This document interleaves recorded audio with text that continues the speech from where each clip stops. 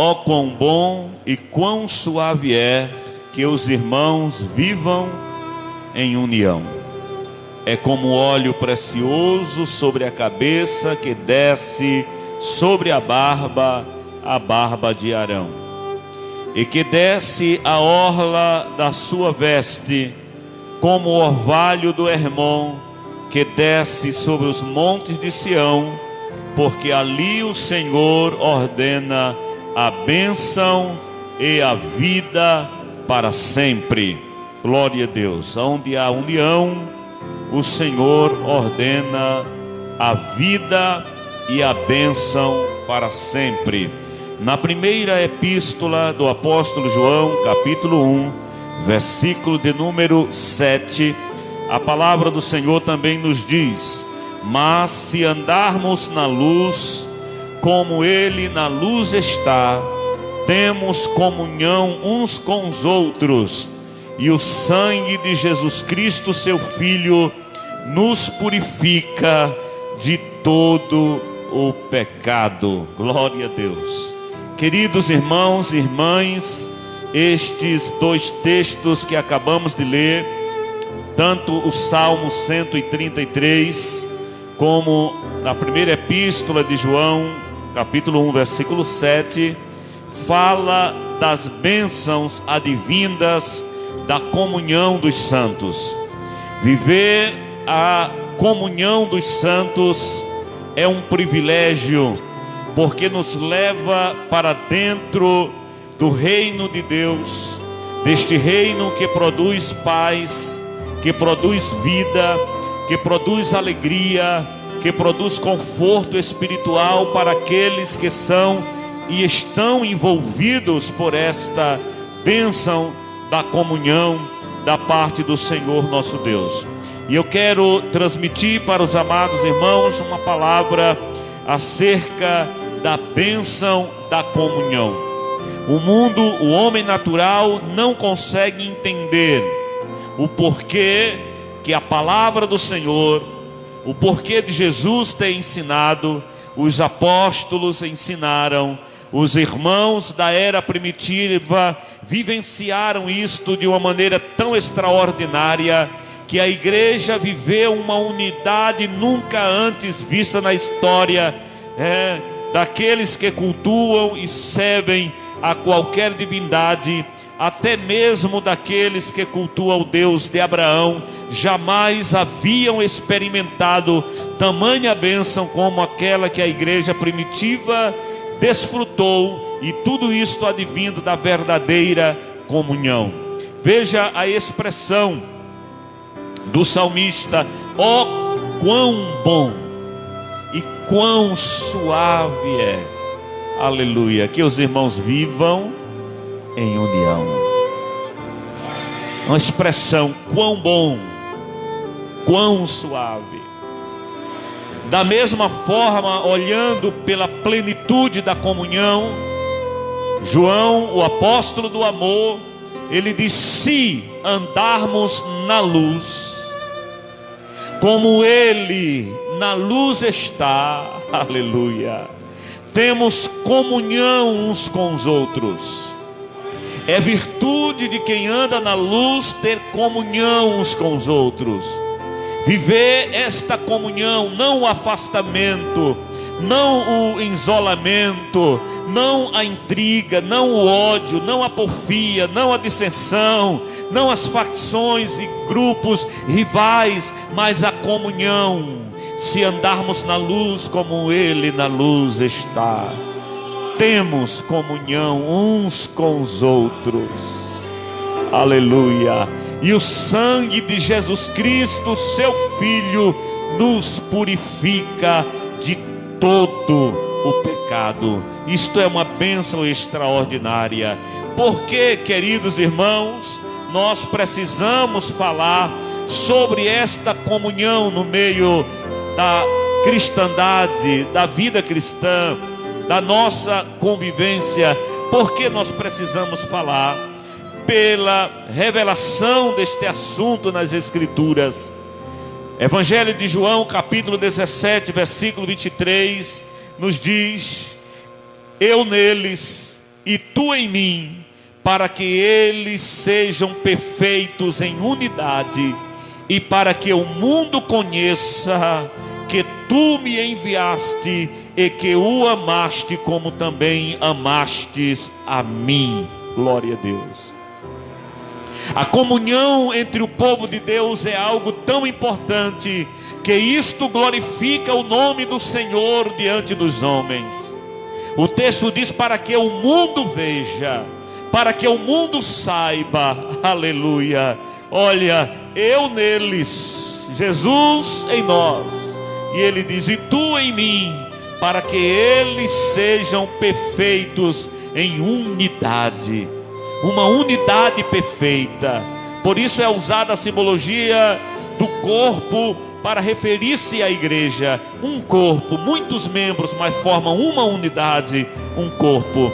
E para que o mundo conheça que tu me enviastes, para que o mundo saiba que o Pai enviou a Jesus Cristo para a salvação, é preciso que haja esta unidade na igreja, aleluia, e que os amaste como também amastes a mim. Aonde há unidade, o amor de Deus também é revelado. A bênção de que os homens conhecem, sabem, Deus amou a estes também, porque não merecíamos estar aqui, não merecíamos tão grande bênção, mas a unidade revela, aleluia, que não vivemos pela força da religiosidade, não vivemos pela força do tradicionalismo, mas pelo amor de Deus que nos constrange a viver esta graça envolvente. Oh, aleluia, glorificado e exaltado seja o nome do Senhor Jesus Cristo. Porque se deve falar sobre a comunhão cristã, queridos irmãos, pela divina vocação através da qual somos chamados à comunhão. Há uma vocação divina que nos chama para ter esta comunhão. Na primeira epístola aos Coríntios, capítulo 1 e o versículo 9, a palavra nos diz: fiel é Deus, pelo qual fostes chamados para a comunhão de seu Filho Jesus Cristo como Senhor. Aleluia. A comunhão, ela mostra a fidelidade de Deus que nos chamou para viver esta comunhão do Filho de Deus. E esta comunhão é com aquele que é o nosso Senhor, diz a palavra. Nós vemos aqui também porque se deve falar sobre a comunhão pela ausência cada vez maior desta virtude no seio da igreja odierna. Em nossos dias há uma necessidade muito grande de viver, de falar, de se anunciar e praticar a verdadeira comunhão. Não existe um verdadeiro cristianismo se não houver a unidade da igreja, se não trabalhar a comunhão no meio da igreja. É preciso se trabalhar tudo isto. Em quarto lugar, queridos irmãos, porque se deve falar sobre a comunhão cristã? Pelo empenho do maligno em bani-la completamente do seio da igreja do Senhor Jesus Cristo. Satanás, ele faz de tudo para banir a comunhão do seio da igreja, mas nós lutamos com armas espirituais e temos Deus ao nosso lado para nos dar força, para nos dar graça, para nos dar condições de lutar contra as astutas ciladas do inimigo. Quando incita alguém contra você, ou você contra alguém, você lembra que o amor de Deus é maior do que todas as coisas e pode liberar o perdão. Quem pode receber esta palavra em nome do Senhor Jesus? Aleluia. Qual a origem desta comunhão? Qual a origem da comunhão? A origem da comunhão é o amor de Deus Pai. Esta comunhão se origina no próprio Deus Pai. 1 João 1,3: o que vimos e ouvimos, isto vos anunciamos, para que também tenhais comunhão conosco, e a nossa comunhão é com o Pai. Aleluia. Aquilo que ouvimos, aquilo que alguém pregou, comunicou, aleluia, da parte de Deus para nós, isto também pregamos em nossos dias, para que tenhamos comunhão uns com os outros. E esta nossa comunhão, diz a palavra, também é com o Pai. Glória seja dada ao nome do Senhor Jesus com isto. Aleluia. O amor desta comunhão, da onde vem esta comunhão? Do amor de Deus Filho, vem do amor de Deus Pai e também do amor do Deus Filho. Ainda em 1 João 3 diz: o que vimos e ouvimos, isto vos anunciamos, para que também tenhas comunhão conosco, e a nossa comunhão é com o Pai.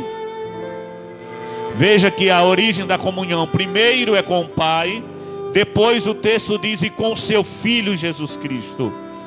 Aleluia. A comunhão com o Pai, ela gera comunhão entre os irmãos.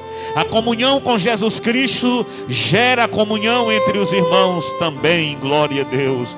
Aleluia. A terceira fonte que podemos citar desta comunhão é a pessoa bendita do Espírito Santo. O amor do Espírito Santo em comunicar ao crente, em alertar o crente, em convencer o crente, em iluminar os nossos olhos, em nos fazer conhecer a Cristo, faz com que vivamos esta comunhão. Glorificado seja o nome do Senhor para todo sempre. Nós vimos no texto de 1 João 1,7 o que gera esta comunhão em nós: um coração iluminado. Aleluia. O coração que vive em treva não tem como viver uma verdadeira comunhão. O coração que ainda está envolto pelas trevas do mundo não consegue viver a verdadeira comunhão.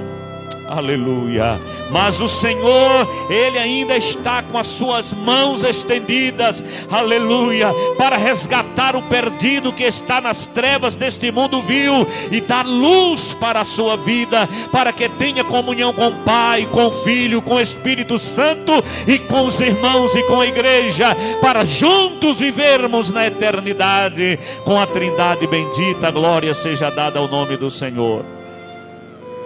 A vida iluminada, o coração iluminado, diz a palavra: se andarmos na luz, como Ele na luz está, temos comunhão. Só pode ter comunhão aquele que tem a sua vida iluminada. Mas existem alguns obstáculos para esta comunhão.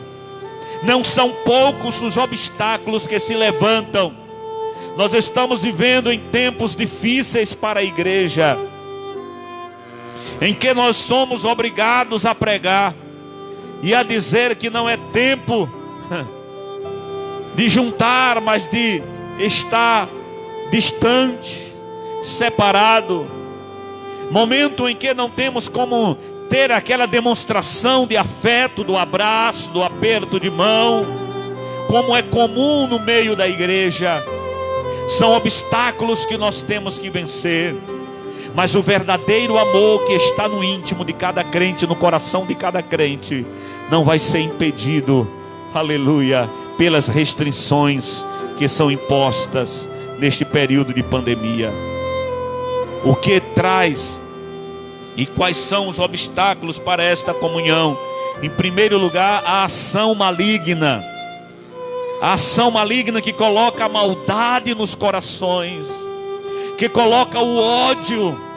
Nós vemos neste período em que as famílias deveriam estar mais próximas, mais unidas, apoiando mais uns aos outros. É um período em que o número de divórcio tem aumentado, violência doméstica tem aumentado, separações, distanciamentos de famílias por não suportar conviver próximo um do outro.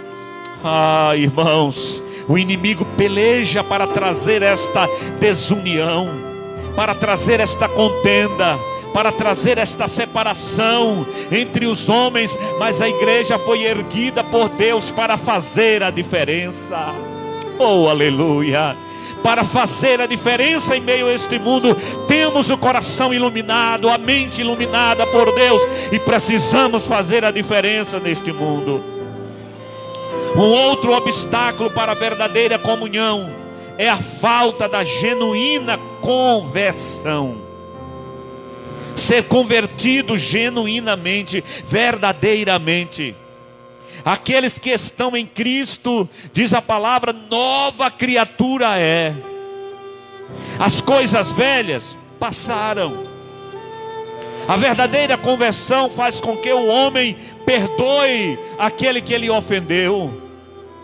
Orem até por seus inimigos. Isto parece ser algo impossível, mas é o que o Evangelho nos traz. A comunhão, a unidade, o amor, aleluia. A verdadeira conversão faz isto. Quantos de nós, quantos servos de Deus, quando aceitaram Jesus, vieram do mundo cheios de inimigos. Por qualquer coisa não falava mais, por qualquer coisa desejava a morte do outro, por qualquer coisa tranca o coração para com o outro. Mas quando o amor de Deus é derramado sobre nós, a nossa alma é purificada, a nossa alma é lavada, a luz de Cristo brilha em nós, amamos uns aos outros, como diz a palavra. Se andarmos na luz, como Ele na luz está, temos comunhão uns com os outros. Eu já ouvi muita gente distante de Cristo e do Evangelho dizer que prefere ir para o inferno do que perdoar alguém que lhe fez algum mal. Isto é a atitude de quem ainda não se converteu, ainda não é convertido. A conversão completa, genuína, ela gera o desejo de perdoar. Quanto mais cheio de Deus o homem estiver, mais cheio do amor de Deus ele estará. Quanto mais amor de Deus na vida do homem, mais ele deseja amar o seu próximo. Quem pode receber esta palavra em nome de Jesus? Obstáculos para vivermos esta comunhão: a ação maligna do mundo, a falta da genuína conversão, o egoísmo, a ausência de motivos cristãos sadios. Aleluia. Esta comunhão não é uma comunhão, uma amizade qualquer, interesseira, que alguém tem aquele interesse de se aproximar de outra pessoa para obter algum resultado que lhe é favorável. Não. Esta comunhão é uma comunhão altruísta. Aleluia, que ama, mesmo que seja, como disse o apóstolo Paulo, ainda que seja menos amado, cada vez ele amava mais ao povo de Deus. Nós vemos algumas evidências na Bíblia da verdadeira comunhão, da comunhão cristã. Nós vemos em Mateus capítulo 18, o texto é longo, eu não vou ler, mas os irmãos podem anotar para ler depois. Mateus capítulo 18, versículos do 23 ao 35, fala que a verdadeira comunhão, a evidência é a disposição para perdoar, é estar disposto para perdoar. Em segundo lugar, a segunda evidência de uma verdadeira comunhão é a brandura de espírito. Mateus 11, 29, tomai sobre vós o meu jugo e aprendei de mim, que sou manso e humilde de coração, e encontrareis descanso para vossas almas. Aonde há verdadeira comunhão, há um espírito brando, quebrantado, humilde. Jesus disse: aprendei de mim, que sou manso e humilde de coração. Aonde há a genuína comunhão, há também a capacidade de servir ao próximo. Diz a palavra, Josué 1:1, e sucedeu depois da morte de Moisés, servo do Senhor, que o Senhor falou a Josué, filho de Num, servo de Moisés. Vivemos em um mundo em que todos querem ser senhores, mas este homem de Deus, ele foi servo de Moisés. Josué serviu a Moisés em todo o tempo do exercício ministerial de Moisés. Após a morte de Moisés, após a partida de Moisés, Deus escolheu Josué, filho de Num, servo de Moisés. Quem está recebendo esta palavra aí? Glória a Deus. A capacidade para servir ao próximo. A comunhão, ela traz isto para nós. A comunhão também, ela nos dá a determinação para fazer o bem a todos. E o Senhor vos aumente e faça abundar em caridade uns para com os outros e para com todos, como também abundamos para convosco. Glória a Deus. Aqui nós vemos a determinação de fazer o bem a todos. A verdadeira evidência da comunhão traz isto para nós. Ainda nós vemos que a verdadeira comunhão nos traz resignação diante do sofrimento. Mesmo que enfrentemos pandemias, mesmo que enfrentemos enfermidades, mesmo que as adversidades, os problemas, as lutas, as incompreensões venham, mas nós vamos continuar, aleluia, resignados diante do sofrimento para fazer o bem. Você tem até motivo para fazer o mal, tem até motivo para odiar alguém, mas você vai demonstrar a verdadeira comunhão pelo amor de Deus que há na tua vida. Glória a Deus, aleluia. Uma outra evidência desta comunhão é a longanimidade que habita em nossos corações. Porque precisamos viver esta verdadeira comunhão, irmãos? Para o que a comunhão cristã contribui? Para que serve? Em que contribui esta comunhão cristã? Ela desperta o mundo para Deus. Quando vivemos esta comunhão, o mundo desperta-se para Deus, porque isto não é comum lá fora, não é natural lá fora. João 17:21, para que todos sejam um, como tu, ó Pai, o és em mim e eu em ti, que também eles sejam um em nós, para que o mundo creia que tu me enviaste. O mundo vê a diferença do comportamento do verdadeiro crente quando ele vive a comunhão, ele vive a unidade. Aleluia. Para que a comunhão cristã contribui, irmãos, para fortalecer a igreja de Cristo como um corpo indivisível. Quanto mais demonstramos e vivemos e evidenciamos a verdadeira comunhão, aleluia, aí a palavra do Senhor nos diz: ora, vós sois o corpo de Cristo e seus membros em particular. Corpo de Cristo e membros em particular, algo que é indivisível. Estamos ligados com Cristo e ligados uns com os outros. A comunhão, ela tem esta importância. A verdadeira comunhão comunica a ação participativa para com os crentes, um crente ajudando o outro, um irmão ajudando o outro, um estendendo as mãos para o outro, um abençoando o outro. A verdadeira comunhão gera estas bênçãos em nós. Aleluia, glória a Deus. Para o que a comunhão cristã contribui? Mostra a mútua dependência entre os filhos de Deus. Aleluia. Pelo que deixai a mentira e falai a verdade, cada um com o seu próximo, porque somos membros uns dos outros. A comunhão mostra que nós não podemos ser individualistas. Não podemos viver sozinho e isolado, como alguém fala e diz por aí: eu não preciso de ninguém. A igreja precisa, os membros precisam um dos outros. Precisamos viver isto. Aleluia.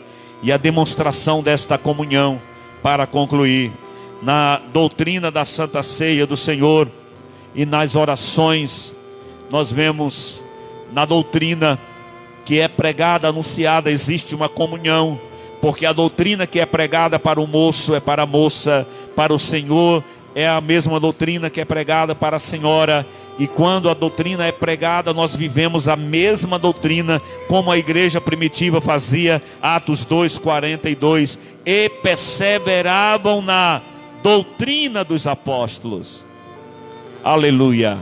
Nós vemos aqui que a demonstração da comunhão está em perseverar na doutrina, na mesma doutrina que os apóstolos aprenderam de Cristo, pregaram para a igreja primitiva, escreveram nos livros santos, canônicos. Nós lemos a palavra e ensinamos a mesma doutrina, perseveramos na mesma doutrina. Isto é a verdadeira comunhão. aleluia, perseverando na doutrina dos apóstolos, na comunhão e no partir do pão, na santa ceia do Senhor, nas orações. A igreja primitiva tinha tudo em comum. Há uma demonstração da comunhão cristã, na unidade fraternal e no manuseio dos bens materiais, até no manuseio dos bens que cada um tem. Atos 2:44 diz: e todos os que criam estavam juntos e tinham tudo em comum. Não havia um que passava necessidade que o outro não lhe ajudasse. Tinham tudo em comum. Nós vemos a demonstração da comunhão cristã na liberalidade cristã. Que liberalidade era esta? Diz a palavra, Atos 2:44, 45. E vendiam suas propriedades e fazendas e repartiam com todos, segundo cada um havia de mister. Eles demonstravam através da liberalidade de poder ajudar aqueles que necessitavam. Nós podemos ver a demonstração da comunhão cristã na assistência à casa de Deus, nas refeições diárias, com alegria e singeleza de coração. Olha o que a Bíblia diz: e perseverando unânimes todos os dias no templo, e partindo pão em casa, comiam juntos com alegria e singeleza de coração. Os crentes, eles estavam unidos no templo, na oração e no partir do pão. E não apenas isto, nós lemos em Hebreus 10:23 que também há uma demonstração desta comunhão cristã na esperança. Tenhamos firmes a confissão da nossa esperança, porque fiel é o que prometeu. Oh, aleluia! Aquele que nos prometeu é fiel para fazer cumprir todas as suas promessas em nossas vidas. Precisamos viver esta verdadeira comunhão, assim como orienta a palavra: se andarmos na luz, como Ele na luz está, temos comunhão uns com os outros. E o sangue de Jesus Cristo, seu Filho, nos purifica de todo pecado. Glória a Deus, glória a Deus, glória a Deus. Aleluia. Querido Deus e Pai que está nos céus, queremos te agradecer, Senhor, por até aqui estarmos sentindo a tua santa presença neste lugar. Sabemos que o Senhor tem falado aos nossos corações, através dos louvores, aleluia, através das saudações que nesta noite as tuas filhas proferiram aqui para nós e para aqueles que estão em casa, através da tua palavra que foi lida e ministrada aqui neste momento, Senhor. Eu sei que o Senhor tem falado ao teu povo, à tua igreja e aos teus servos, e eu oro neste momento, meu Deus, por aqueles que estão pedindo oração, por aqueles que estão necessitando de oração. Eu oro por aqueles que estão doentes em casa, oh Senhor, isolados em decorrência desta pandemia. Senhor, eu oro repreendendo todo este mal, na autoridade que há no teu nome, Jesus, pois tu és poderoso para dar saúde àquele que está doente. Neutraliza toda a força deste mal, dá saúde ao doente, dá força àquele que está fraco, levanta aquele que está caído, fortalece o teu povo com o teu poder e com a tua graça, meu Pai. Acampa teus anjos em volta da tua igreja, do teu povo, nos guardando, nos protegendo, nos livrando de toda esta adversidade, ó Pai. Tu és o protetor da tua igreja, tu és o mediador da tua igreja, ó Cristo. O Senhor fundou a tua igreja sobre a rocha inabalável, oh aleluia, e as portas do inferno não prevalecerão contra a tua igreja. A tua igreja permanecerá firme, aleluia, pujante, aleluia, com ousadia, com coragem, com intrepidez, levando a tua palavra aos cativos e oprimidos de coração, dizendo que só o Senhor salva. Oh, aleluia, aleluia, aleluia.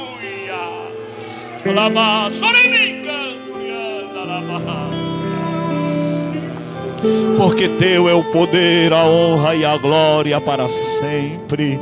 Salva as vidas, perdoa os pecados, restaura os relacionamentos, restaura a comunhão, Senhor, daqueles que a perderam. Traz de volta os filhos pródigos para a tua casa, aqueles que se afastaram do teu reino, que receba a força do teu Espírito Santo, aleluia, para voltar aos braços do Pai, a casa paterna, em nome do Senhor Jesus, o teu Filho amado.